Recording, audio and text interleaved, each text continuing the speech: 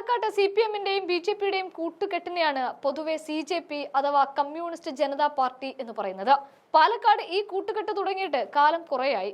എന്നാൽ ഇക്കൂട്ടർ പ്രത്യക്ഷത്തിൽ വന്നത് പാലക്കാട്ടെ ഉപതെരഞ്ഞെടുപ്പിൽ മാങ്കൂട്ടം സ്ഥാനാർത്ഥിയായി വന്നതിന് പിന്നാലെയാണ്. അന്നവർ മാങ്കൂട്ടത്തെ തോൽപ്പിച്ച് കയ്യിൽ കൊടുത്ത് കോൺഗ്രസിനെ പൂട്ടാനായിരുന്നു പ്ലാൻ.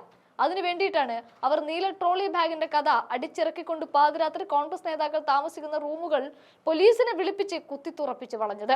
ബിന്ദു കൃഷ്ണ അടക്കമുള്ള വനിതാ നേതാക്കളുടെ റൂമുകളും ബാഗുകളും എല്ലാം ഒരു അർദ്ധരാത്രിയിൽ കയറി പരിശോധിക്കുകയായിരുന്നു. എന്നാൽ 18,000 വോട്ടിന്റെ ബഹുഭൂരിപക്ഷത്തിൽ പാലക്കാട് രാഹുൽ മാങ്കൂട്ടം വിജയിച്ചതോടെ ഒന്നൊതുങ്ങിയിരുന്ന CJP വീണ്ടും തലപൊക്കിയത് ഇതേ മാങ്കൂട്ടത്തിൽ നിന്ന് നേരെ വന്ന വിവാദത്തിന് പിന്നാലെയാണ്. BJPക്ക് കുറച്ചധികം വേരോട്ടമുള്ള ഒരു മണ്ണുകൂടിയാണ് പാലക്കാട്. നഗരസഭ പോലും അവരാണ് ഭരിക്കുന്നത്. എന്നാൽ CPM-നെ സംബന്ധിച്ച് 3ാം സ്ഥാനത്ത് നിൽക്കുകയാണ് ഇതേ മണ്ഡലത്തിൽ.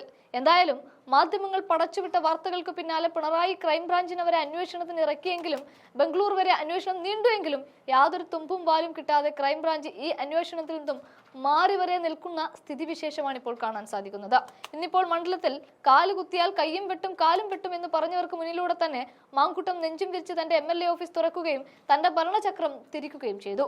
അതുമാത്രവുമല്ല, MLA ഫണ്ട് വിനിയോഗിച്ച് ഈ കുറഞ്ഞ സമയം കൊണ്ട് തന്നെ താൻ എന്തൊക്കെ തന്റെ മണ്ഡലത്തിന് വേണ്ടി ചെയ്തു എന്ന് ഒരു PR വർക്കും കൂടാതെ തന്നെ നാട്ടുകാരെ മുഴുവൻ അറിയിക്കുകയും ചെയ്തു.